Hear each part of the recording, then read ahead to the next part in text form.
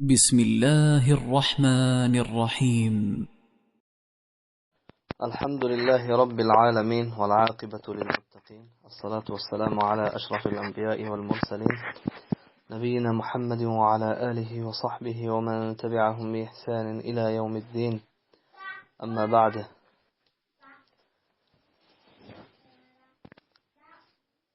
امروز درس ما انشاءالله باز یکی از سلسله های ایمانی که آن در باب توبه می باشد.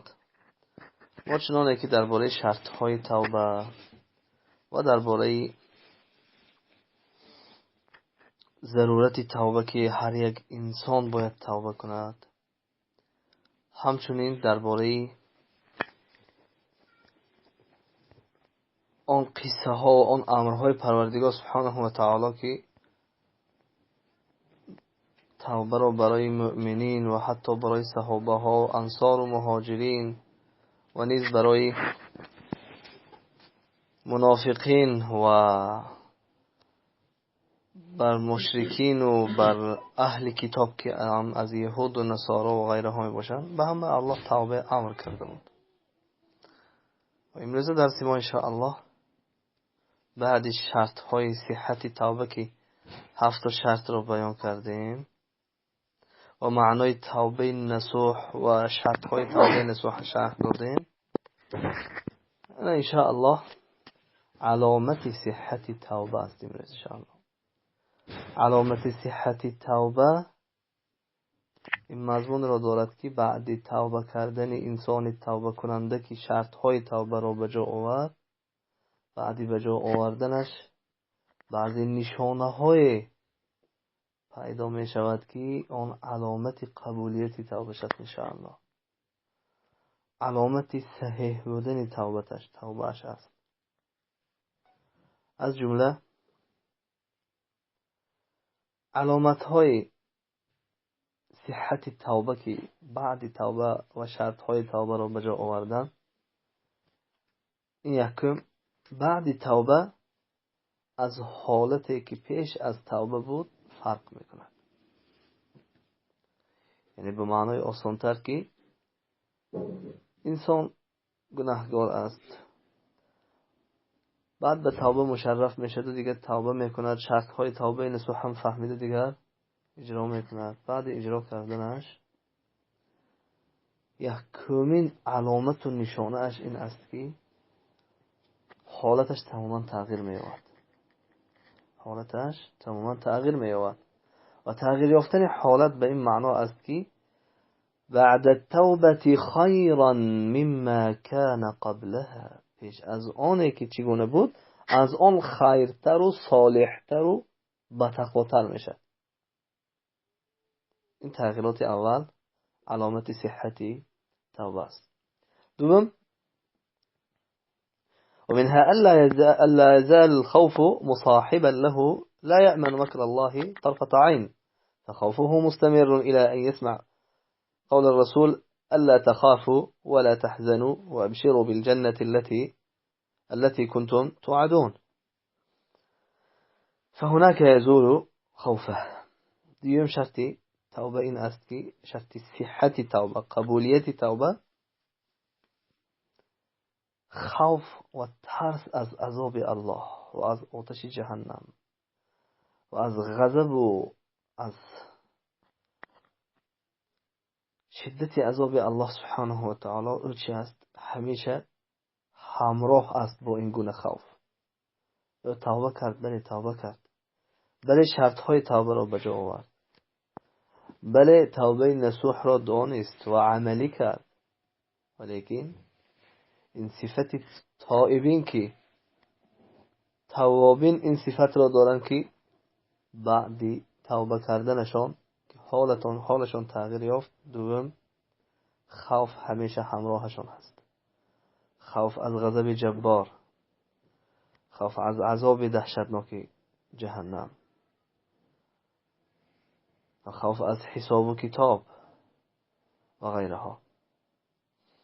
تا آن زمان این خوف در قلب گناهگار همراه است که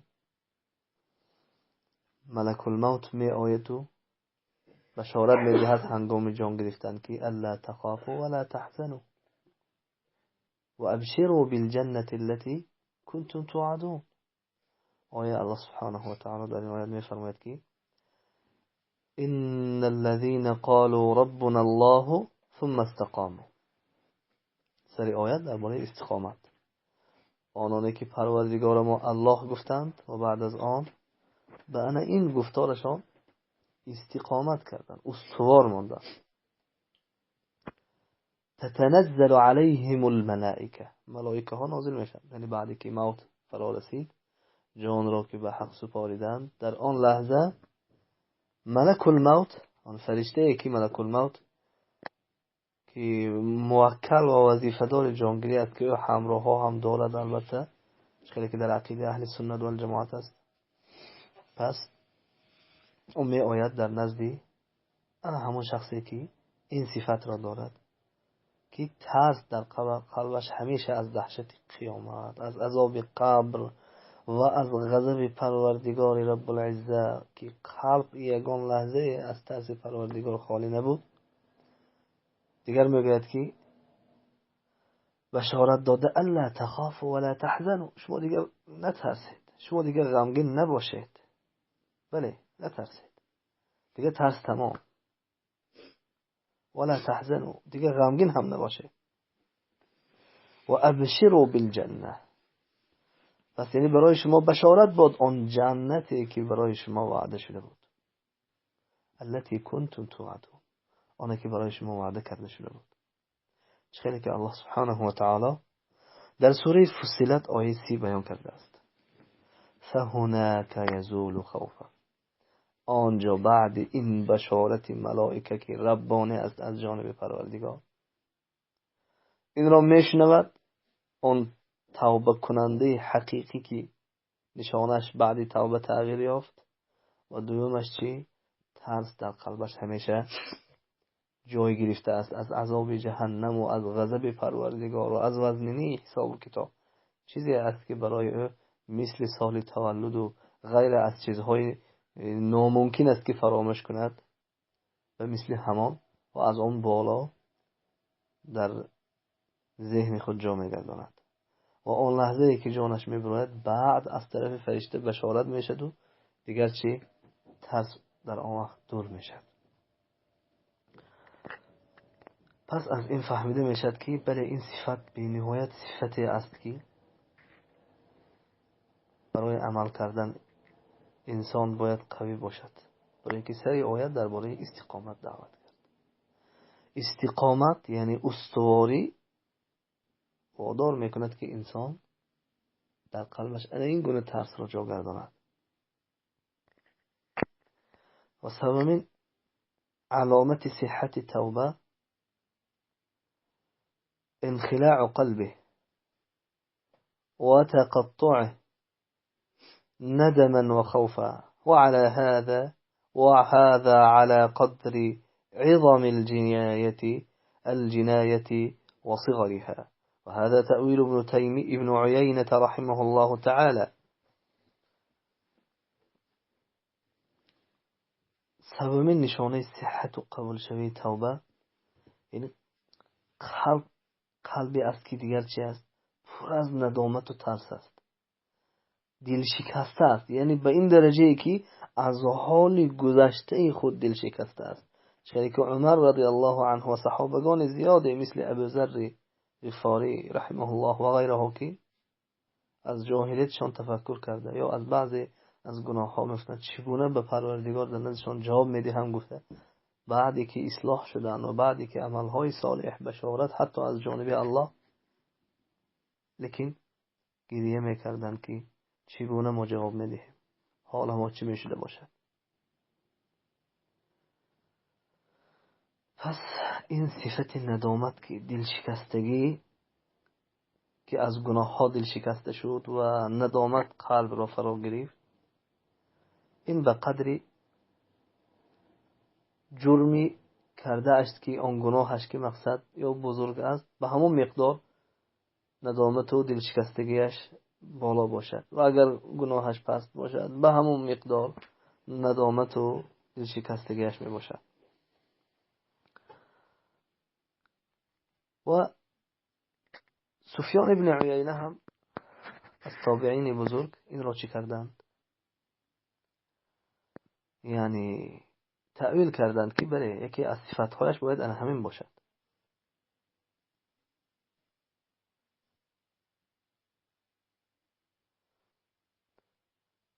چون که الله سبحانه و تعالی در سوره توبه آیه 110 می‌فرماید که لا يزال بنيانهم الذي بنوا ريبة في قلوبهم إلا أن تقطع قلوبهم. یعنی پیوسته همیشه آن بیناهایی که میسازن، آن بیناهایی که دارن، الذي بنوا، آنونی که ریبة فی قلوبهم، به سبب قلبشون که دیگر سخت است و سنگین است و دیگر از گناه ندامت ندارد، بیناهای بلند آشیانه و دیگر همون خانه ها رو بینا میکنند و غیرها. ریبة فی قلوبهم، آنها در قلبشان یک مهر میشد، یک سیاهی میشد، یک صفت پیدا میکند که علامت از بین رفتن ندامت میگردد. لذا در آخرش گفت که الا ان تقطع قلوب. در تفسیر همین سفیان ابن عیینه گفتن که بله انخلاع القلب، باید قلب چنان خالی باشد، فارغ شود و چنان یعنی شکسته دل باشد از گناه و از روبرو شدن به گناه. لذا چی گفت؟ استثناء کرد الله که مگر آنانی که ان تقطع قلوبهم، از آن معصیت ها قلبشون دیگر یعنی دل میکنند و دیگر از به سوی گناه بازگشتن دل شکسته میشوند.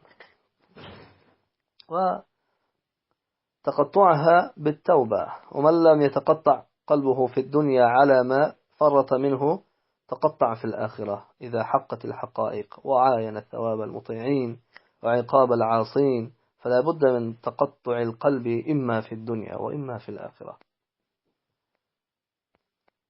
نسأل الله حسن الخاتمة. سبحان الله. وبينت كي میگوید که سفیان ابن عیینه فارغ شدن قلب این است که کسی که قلبش از این دنیا و چیزهای دنیا فارغ نشود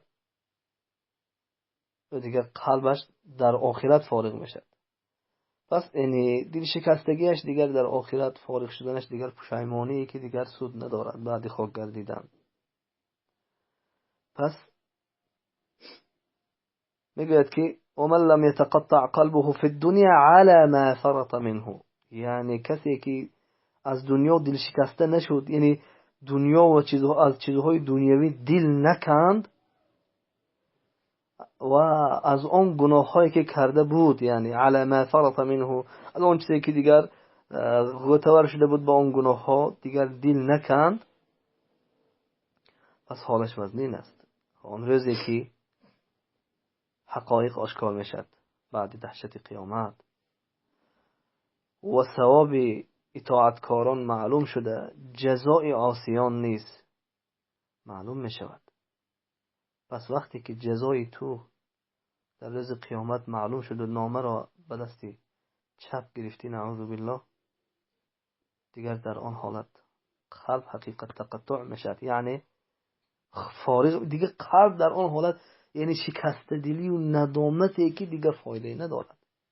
لذا پیش از آنی که در این حالت در روز قیامت گرفتار شوی، در حالت آخرت که این گونه وزنین است، چخیلی که گفتیم وقتی که نامه اعمال به دستی چپت داده می شود و آن سیاهی های گناه و داده شدن به دنیا و غیرها را دیده، دیگر در آن وقت قلب این شکسته می شود، دیگر پشیمان هایی که دیگر ندامتی بزرگترین را هم یعنی حتی صاحب شوی هم دیگر سود ندارد، فایده ندارد. لذا در این دنیا از گناه ها و از داده شدن به چیزهای دنیوی دل کن. و چهارم شرطش آن شکست دلی که خاص به قلب است، خاص به قلب توبه کننده ها است که این گونه شکست دلی، این گونه غمگینی و غمگینی های دیگر مانند نیست. ولا تكونوا لغير المذنب. غیر از شخصای گناهگار به دیگرها این صفت دیده نمیشد. یعنی یک شکست دلی که علامتی صحت توبه اش است که به خاطر از گناهانش توبه کردنش و امید از جانب الله داشتنش و خیلی که شرط های توبه خونیم که ثواب میگیرد بعد توبه کردنش، با وجودی که از گناه توبه میکند لیکن باز عبادت است. توبه ثواب است، لیکن یک صفتی داشته است. اهل توبه، اونایی که توابین هستند، حقیقی توبه میکنند و شرط های توبه را به جا آوردن، یک صفت دارند. این صفت خاصشون که دیگرها ندارد. این صفت یک شکست دلی از همون گناه های گذشته که همیشه یک غم گرفته است برای آنها، یعنی غم فرا گرفته است برای آنها. میبینید سببش چیزی نیست، فقط گناه است.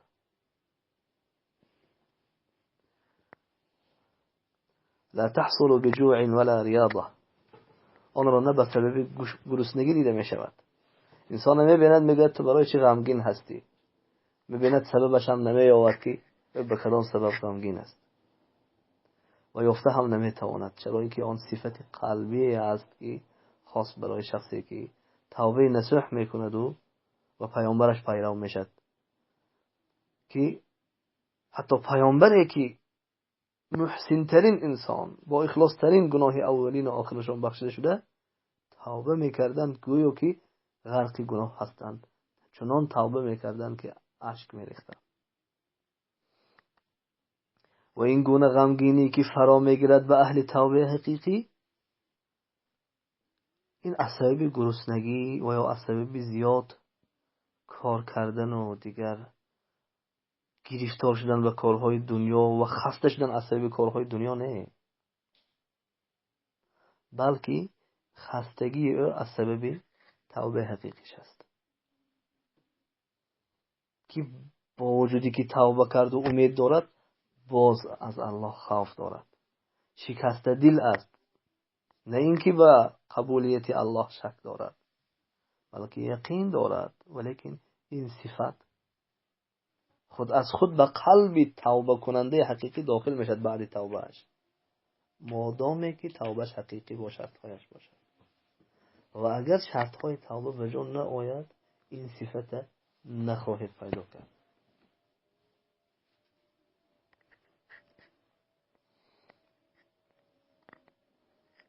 ولی میگد که انما هی امر وراء هذا كله تكسر القلب بين يدي الرب كسرة عامة، فقد أحاطت به من جميع جهاته وألقته بين يدي ربه طريحا ذليلا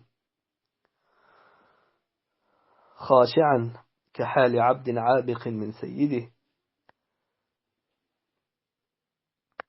فأخذ فأحضر بين يديه ولم يجد من ينجيه من سطوته، ولم يجد منه بدا ولا عنه غنى ولا منهم،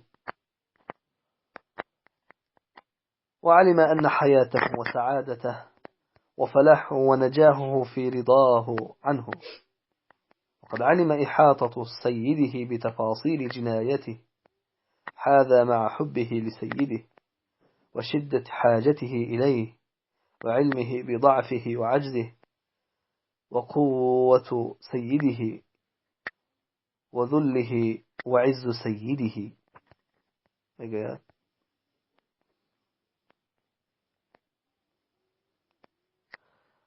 همه این شکست دلی او سبب آن است که او شکست دل است در روبروی پروردگارش. او شکست دل است، از چیزی دیگر نیست. یعنی او معنای شکست دل در روبروی پروردگارش، یعنی او خود را ذلیل می شمارد. معنای شکست دل حقیر می شمارد و خود را دیگر گناهگار می شمارد و از جمیع پهلوهایش احاطه کرده است این صفت. و القته بین یدی ربه، و در روبروی پروردگارش دیگر خود را ذلیلا خاشعا، دیگر چی؟ با خشوع با ذلیلی خود را بنده بودنش، حقیر و گناهگار بودنش را اعتراف دارد با این شکست دلیش. و مثل آن غلامی که از سیدش فرار میکند، آن سیدش باز دوباره دستگیر میکند و در نزدش حاضر میکند و آن غلام دیگر یگان شخصی را ندارد که از غضب آن سیدش و از عقاب آن سیدش نجات دهد و دیگر یگان راه نیست، راه گریز نیست. لذا میداند که در آن حالت حیات او، سعادت و خوشبختی و نجات او در راضی بودن سیدش هست که چیکار کند که سیدش را راضی کند، چرا که او گریخت، ناحق گریخت، چرا که گناهگار است و سیدش او را خریده است. حق ندارد که گریزد، شرعا هم واقعا و عقلا هم ممکن نیست گریختنی غلام. پس درک کرد که او دیگر این جنایتش را سیدش میداند، با وجودی که او سیدش را دوست میداشت، به او حاجت داشت که او یاری میکرد و میداند که او خودش عاجز و ضعیف است، سید و خواجهش باشد توانا است و او خود را ذلیل و حقیر میگیرد در نزد سیدش که مرا بخش که من خطا کردم و این کار را تکرار نمیکنم و راهها و اسلوب‌های را صرف میکند که سیدش یعنی خواجهش از او راضی شود. و این یک مثالی است، ولله المثل الاعلى، این یک مثالی که بین انسان ها است. اما آن پروردگار رب العالمین که در قرآنش و با واسطه پیامبرش حرامهای کرده اش را تو گرفتار شدی، یعنی این جنایت کردی، در حق پروردگارت ناحرمتی کردی، دیگر با گناه گرفتار شدی، معنای این را دارد که دیگر تو نااطاعتی کردی. پس نااطاعتی که کردی، جنایتکار که هستی به سبب گناهت، پس حرکت میکنی که پروردگارت راضی کنی. برای راضی کردن یک صفت لازم است و این صفت چه خیلی که گفتیم شکست دل، یعنی اینکه شکست دل و با خشوع و با ذلیلی حقیری و با اعتراف از آن گناه های کرده اش و با وجودی که توبه کرده است پیوسته تکرار میکند توبه اش را و خوف دارد از عذاب و غضب پروردگار.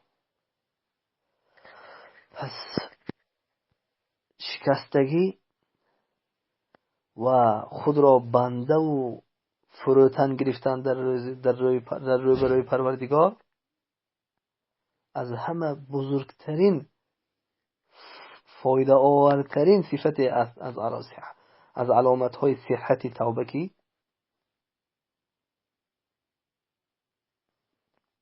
دیگر چی است؟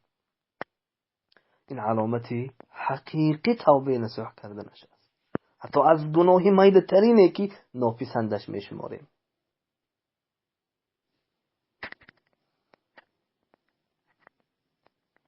پس باید از الله همیشه طلب کنیم، شکست دل باشیم در روبروی پروردگار، خود را حقیر و گناهگار و ذلیل و بنده گناهگاری که دیگر غیر از راضیگی پروردگار چیزی برای ما فایده نمیرساند این گونه تصور کنیم. دیگر راهی نیست، فقط راه به سوی الله است.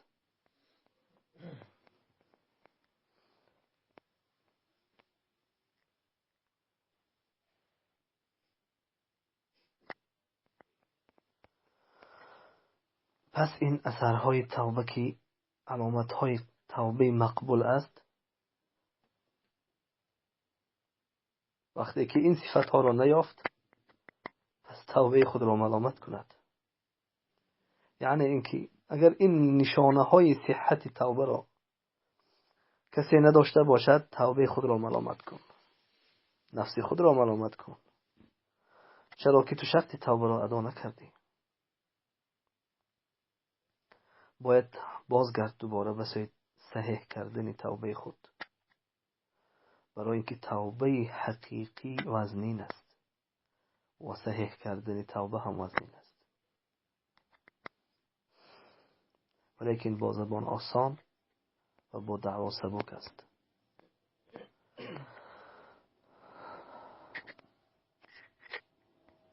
قسمهای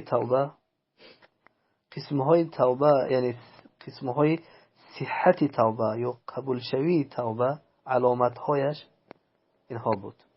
اما در قسم دیگری درس میگذاریم. بعد این قسمهای مهمترین که برای عاقل این همچون یک علم و قاعده های منفعت آمیزی است که مثل گوهرک چشم در نزد خود نگهداری میکند برای اینکه در نجاتش است. الله که این گفته ها در نجات ماست. اما قسم های انسان ها در توبه، که انسان ها در توبه به یک چند قسم تقسیم می شوند.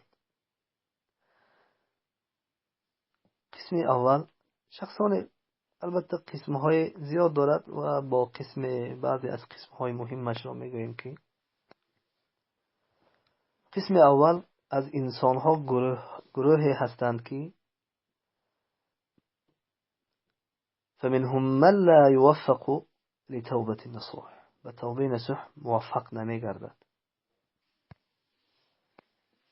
بلکه عمل سیئه، عمل بد را من اول عمره الى آخره، از اول عمرش تا آخر عمرش تکرارا، یعنی توبه زبانی اما نصوح نیست، شرطهاش وجود ندارد، بازگشته است و تا آخر عمر تقریبا بازگشته است. این احکام گروه هستند و با همون گناههایش اصرار ورزیده، یعنی تکرار کرده، آن را دیگر ترک نکرده، از دنیا میرد، که این حالت بدبخت ها است. و گروه از اینها باز شخصانی هستند که باره هم، یعنی شخصانی هستند که در مسجد همانا یک بار داخل می شوند در عمرشان و قدمشان البته در مسجد نرسیده، با چوبه ها او را برداشته قدمش را دیگر چه در مسجد داخل می کنند. و همچنین او از برای نماز خواندن داخل نمی شد، بلکه از برای اینکه برای او نماز خواندن داخل می شد. بعد از آن دیگر باز نمی گردد به آن مسجد که این نماز جنازه است، که غیر از نماز جنازه برای او در مسجد خواندن، دیگر او در مسجد داخل نشد. یعنی به معنی که نماز نخواند، دیگر شخصی بود که عبادت نمی کرد پروردگارش را و غیره ها. این یک قسمی است در داخل قسم یکم، که این باز بدترین از گروه های است. قسم دوم باشد اطاعت الله را می کند، لیکن زمنا من عمره، یک چند وقت از عمرش را با اطاعت الله و با امرهای الله را اجرا کردن میگذراند. ثم ينقلب، بعد از اون دیگر تماما برعکس، یعنی چپه میگردد، دیگر معصیت ها را اجرا میکند و با معصیت ها از دنیا میرد. نعوذ بالله که این حال است که باید هر یک مؤمن عاقل از این ترسد که امروزه حالت و این ایمان و عقیده و دعوا و تقوا و ایمانیات تا لحظه آخران حیات اگر نباشد، دیگر این حالت خوب نیست، بلکه حالتی از حالتهای نشانه بدبختی است. پس دیگر چه میکند؟ با سبب نفس به دنیا داده شدن، یا اینکه مال و ملک و چیز و ثروت و زیباگی های غیره ها را میبیند و دیگر نابینا میشد از حقیقت. ما اصعب الاعمى بعد البصیر، دیگر تمام نابینا شد. دیگر او به گمراهی، نه اینکه نابیناگی، بلکه علاوه بر نابیناگی دیگر بر گمراهی بعدی هدایت. بعدی گمراهی هدایت نه، بلکه بعدی هدایت گمراهی. از همین جهت فماذا بعد الحق الا الضلال، بعد از حق دیگر غیر از گمراهی بدترین دیگر چیزی نیست. بعد حق با حق دیگر نمیشه. بعد حق کسی چیز دیگر را کنه غیر از گمراهی چیز دیگری نیست. لذا از این باید بترسیم. لحظه به لحظه به یاد بیاریم که ما وقتی که امروزها فرض الله به جا نمیبریم، ما امروزها خدمت دین الله نمیکنیم، ما امروزها وقتی که رو به سوی پروردگار باز نمیگردانیم و کارهای دنیا و آخرت پیش میگیریم، پس این را باید یقینا بدانیم که این چی است؟ این حالتی است که تو هدایت را قفا گذاشته، گمراهی را پیش گرفته ایستاده و هزار بهانه های میکنی، همش پوچ است، بر ضرر نفس خود است. از همین جهت معصیتی که بعد تقوا، آن قلب خاشع که گرفتار می شود به گناه ها، چه خوش گفته از پروردگار در این وصف که عاملة ناصبه تصلى نارا حامیه. عاملة ناصبه کی ها هستند؟ آنانی که به عملهای پوچ و بیهوده و عملهایی که به آخرت ذره فایدهش نیست مشغول هستند. پس در نتیجه تصلى نارا حامیه، جایگاهشان آن آتشی افروخته شده ای که آن دیگر جهنم است، آنجا را برای خود کسب میکنند. پس باید برای ما این یک عبرتی باشد. پس چقدر از انسان‌های هستند که به کشتی نجات سوار شدند. میگوید به کشتی نجات سوار شدند، اما گاهی میشد که همت دنیا را از همت آخرت پیش میگیرند. آن همتی که برای دنیا دارند چنان بلند میشود که آن فرصتایی که برای دنیا صرف میکند چنان زیاد میشد که فرصتی برای آخرت صرف کردن دیگر اندکی است در نزد دنیا. برای هم میگه که در آخرش كل العباد او كل العباد تحت هذا الخطر، همه بندگان در زیر این خطر هستند.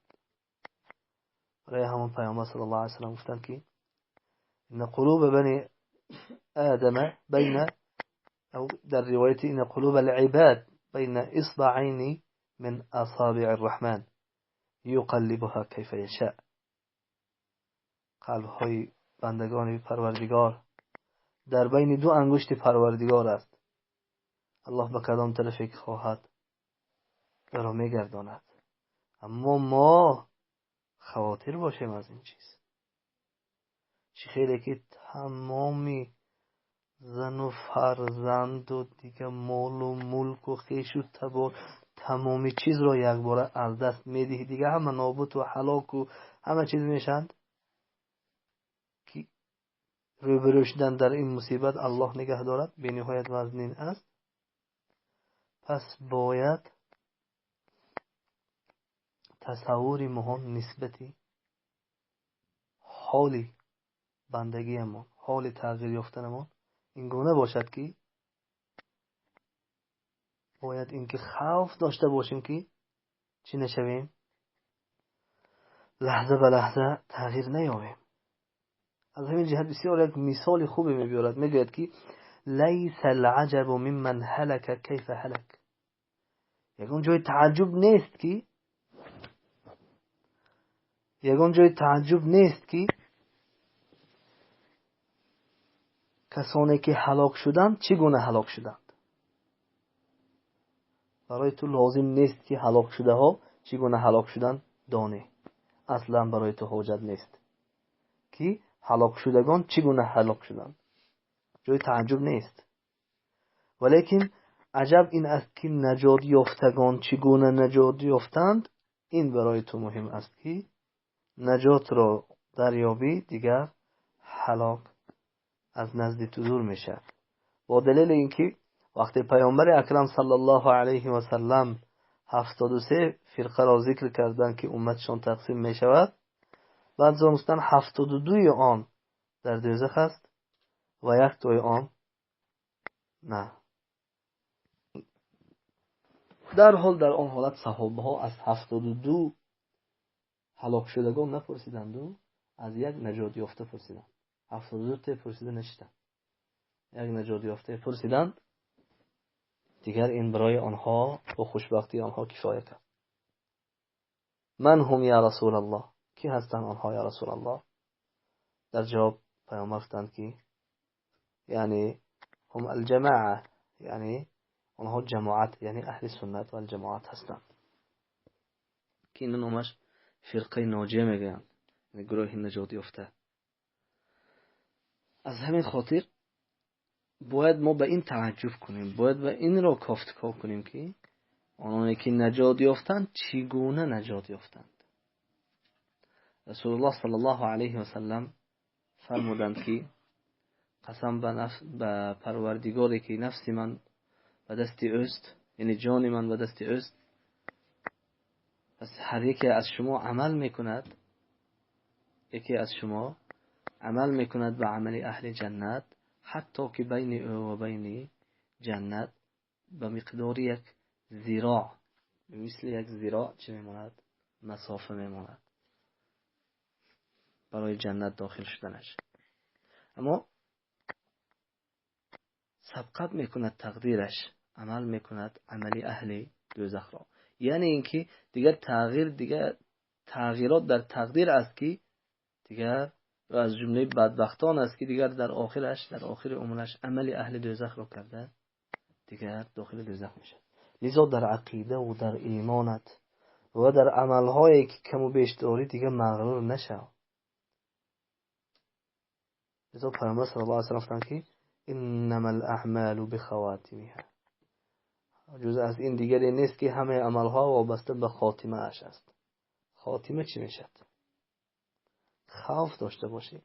این صفت تو را چنان گرداند که از خوابت بیدار گرداند، چنان گرداند که خواب را از چشمت دور کند که بله خاتمه بعد این یکی از صفت‌های است که بعد تاریخ خوب، حیات خوب تغییر یا حیات تو دیگر سبحان الله که اون حیات بدبختانه شده، در آخر همچون یک اهل دوزخ شده میاد. نعوذ بالله.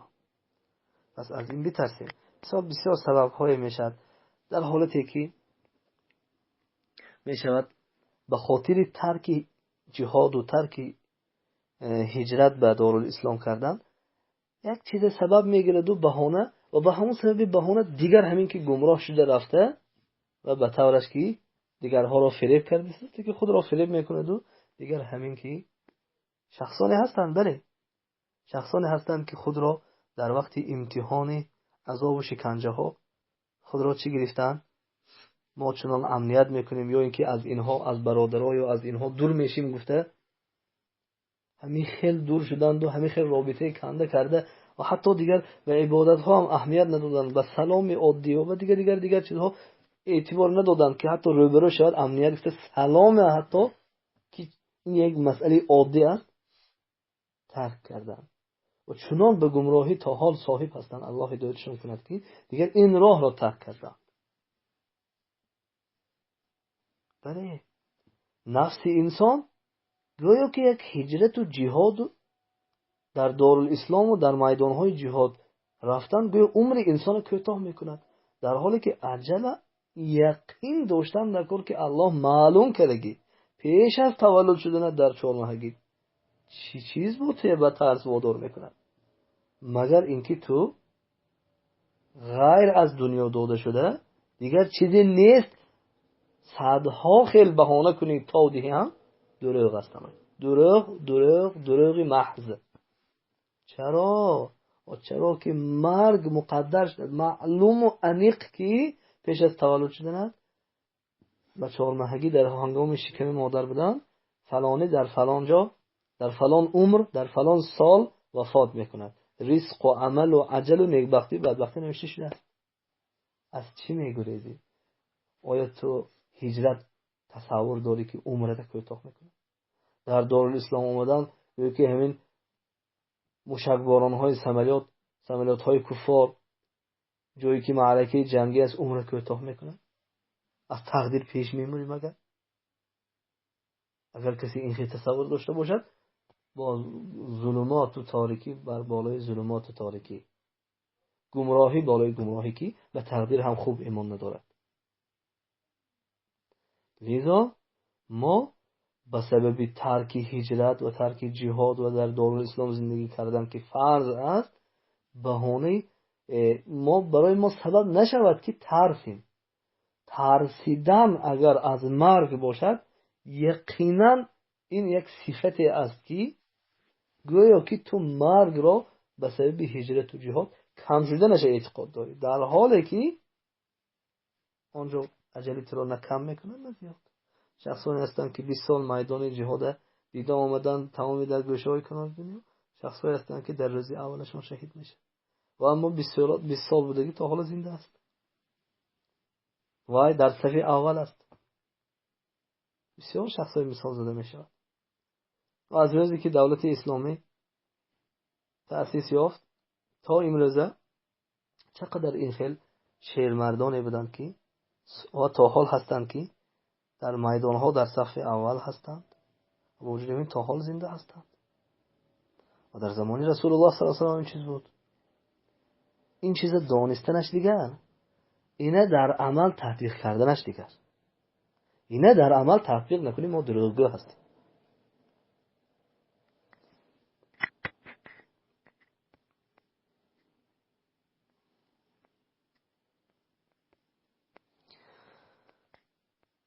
و عایشه مادر ما آن عفیفه و پاکیزه میگوید که رضی الله عنها ان الرجل لا يعمل زمانا بعمل اهل الجنه وهو من اهل النار. مردی است که مثال عمل میکند، عملی یعنی زمانا یک چند زمان به عمل اهل جنت او زندگی میکند، لیکن در آخر در نتیجه او اهل دوزخ است و هو من اهل النار، چرا که دیگر تغییر مییابد.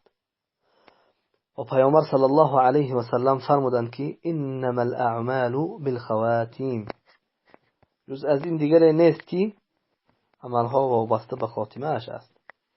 یعنی معنای خاتمه یعنی البته که انما الاعمال یعنی البته که عملها به خاتمه اش اعتبار است. چی است یعنی کسی که از این دنیا خاتمه حیاتش با عمل صالح و با عمل اهل جنت از دنیا رود داخل جنت می شود.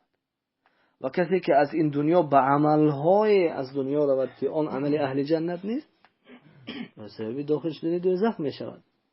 نسأل الله حسن الخاتمه. الله طلب میکنیم که همیشه طلب کردن لازم است و با آن کوشش کردن هم لازم است که حسن الخاتمه طلب کنیم. تصور کن که امروز عمل اهل جنت، معلوم است هجرت یکی از عمل اهل جنت و صفتی از صحابه ها است در اسلام. جهاد یکی از طلوع بلندترین از عملهای اهل جنت است که با آن وصفهای زیاد شده است. مثلا با کارهای دنیوی مشغول هستی و یک بار همین نیتی هجرت نکردی تا حال، نه نیتی جهاد، نه نیتی دیگر در راه الله جان دادن و جان سپاریدن و خدمت کردن با جان و ما با جان و دیگر با مال و با غیره ها. دیگر یکی همین وجودی که نمازخوان و روزه‌دار و غیره ها هستی، یکی در همین بالای کارهای دنیوی وفات کنی، در حالی که تو نیتی نه هجرت داری نه جهاد داری، دیگه نه دیگر فرضهای برای اجرا کردنش حرکت داری. این یک حالت بدی است که در بالای کارهای دنیا انسان وفات کند. برای همون باید همیشه نیت رو تغییر دهیم و باید همیشه آن فرض کرده های الله سبحانه و تعالی رو برای اجرا کردنش همت بلندترین رو که از دیگر همت ها بلند باشد داشته باشیم. و چقدر از شخصانی بودند که با گناه اصرار ورزیدند، یعنی تکرارا گناه رو کردند، لیکن به حالت بدترین از دنیا گذشتند. مثلا بعضی شخصایی هستند که چقدر قصه های این گونه از قصه های شخصایی که گناه بردوام میکند و بعد وفات میکند، شخصی هستند که در بالای ان همون گناه بردوام کرده اشون وفات کردند. چگونه بد است؟ یک گناه تکرار میکند بر بالای انا همون گناهش وفات میکند در هنگام اجرا کردن همون گناه. سبحان الله. این یکی از نشانه های بدی است که برای او در بالای انا همون گناهی پافشاری کرده تکرارا اجرا کردگیش وفات میکند. پس تو از این بترس که در حالی که گناه تکرار میکنی در همون هنگام جانت گرفته شود. چی میشه؟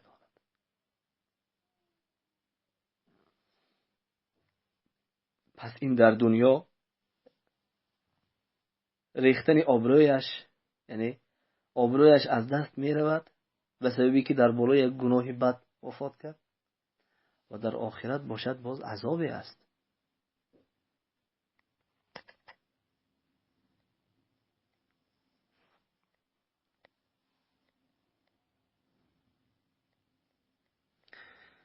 پس این بود که از قسمهای انسان ها. اما دومین این قسم چیزی که گفتیم سومش این است که کسی عمل میکند به گناه، یک زمان یعنی در عمرش عبادت میکند، به معصیت و گناه دست میزند، بعد از آن الله او را موفق میکند به توبه. اهل گناه است، اهل معصیت بود، یک زمانی دراز یا کوتاه به گناه گرفتار بود، و از آن الله موفق میگرداند به توبه نصوح، عمل میکند به طاعت الله و با همون عمل اهل جنت از دنیا میگذرد. و البته این بشارتی نیکی است برای او، چیزی که در حدیث صحیح که عبدالله بن مسعود روایت میکند، یکی از شما عمل اهل دوزخ را میکند حتی که بین او و بین دوزخ دیگه یک وجب مونده بود، یک ذراعی مونده بود، دیگر همین خیل گناه ها را اجرا میکرد که حد و کناره نداشت. لیکن تقدیر دیگر چی میشد؟ سبقت میکند، دیگر پیش میگذرد، دیگر تقدیر غلبه میکند که تقدیرش این بود که هدایت یابد، الله توبه را نصیب کند، توفیق دهد. پس توفیق داد و عمل اهل جنت را کرده از دنیا میگذرد. و باز از آنها کسانی هستند که پیش از وفاتشان چند مثلا سالها پیش یا چند ماه پیش یا چند روز پیش از اینکه اجلش بیاد و نمیداند که اجلش بیاد، لیکن چند هفته و چند ماه پیش یا چند سال پیش توبه میکند و موفق میشد در همون آخران ماه‌ها و یا هفته‌های یا روزهای حتی وفاتش، و به درجه میرسد که دیگر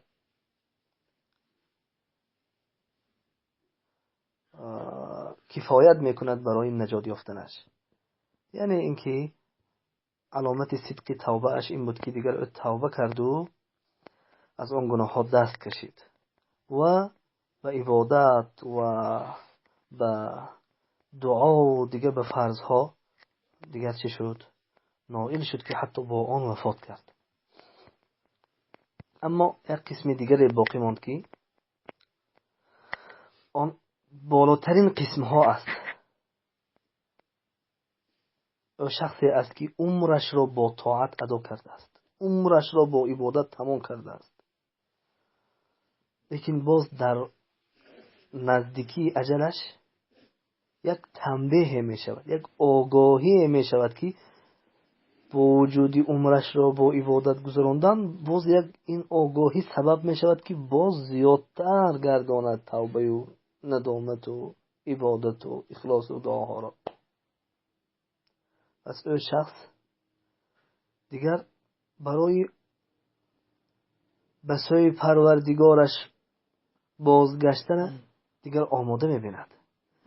این به آماده دیدنش به سبب این است که حرکت می کند که با حسن الخاتمه از دنیا رود، با عملهای نیک و زیاد کردن عمل نیک، که در حالی که بنده بود که از همون وقتی که خود را شناخت عبادت پروردگار میکرد تا آن زمانی که دیگر برای او یک آگاهی شد، یک گویا که یک هوشداری شد که دیگر چی کرد؟